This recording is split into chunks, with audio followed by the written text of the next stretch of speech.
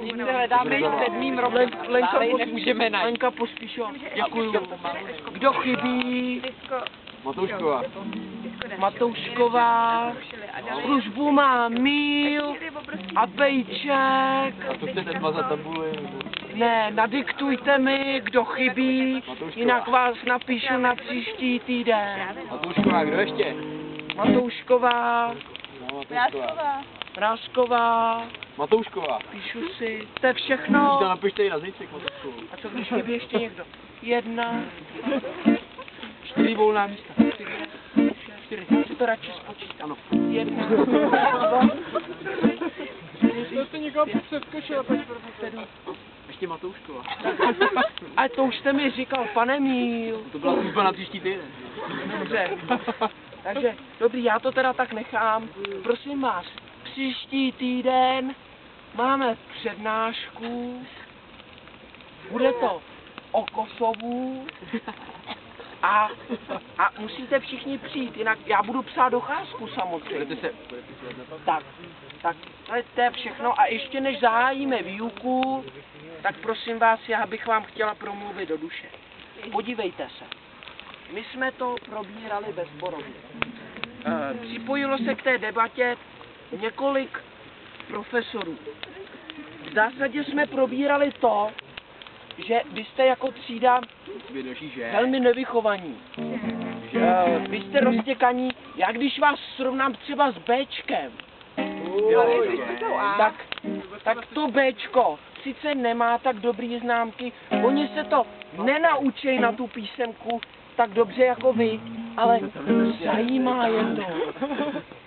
Vy se do všeho šťouráte, vás všechno zajímá prostě, vy se do všeho vrtáte, ale je to zajímá doopravdy.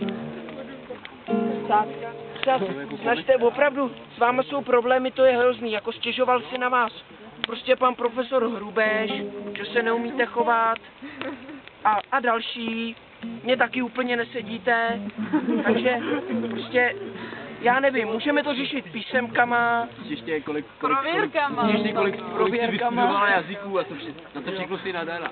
Jo. Podívejte se, já na rozdíl od vás, pozor, já na rozdíl, já na rozdíl od vás už jsem třeba ve 4 letech věděla, co chci dělat. My jsme bydleli takhle, na Davidský.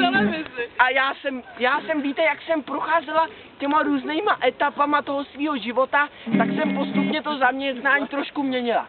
Já nejdřív chtěla být paní učitelkou na přírodopis, ve 4. třídě jsem chtěla být družinářskou, pak jsem chtěla učit biologii, no ale ještě předtím, než jsem vůbec nastoupila do školy, tak já jsem si takhle, když mi byly 4 roky zhruba, tak jsem takhle otvírala to okno a stála jsem v tom a vykřikovala jsem takhle na to Davidské náměstí a ty lidi jako chodili a smáli se mi a říkali, co to tam je za hloupou Jirzovou. No jo, ale já jsem věděla, že chci vyučovat. Takže prosím vás, na rozdíl od vás, já to věděla, vy byste se měli taky brzo rozhodnout, jo? Ta etika, že se chceme 3 hodiny. Jo, správně, ano, etika.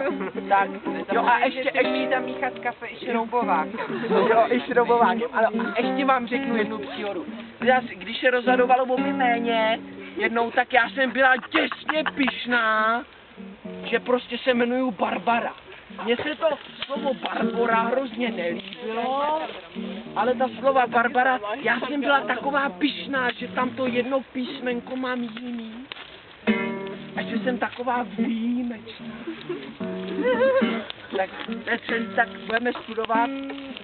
A co? A teď už nevím, no. To je prostě...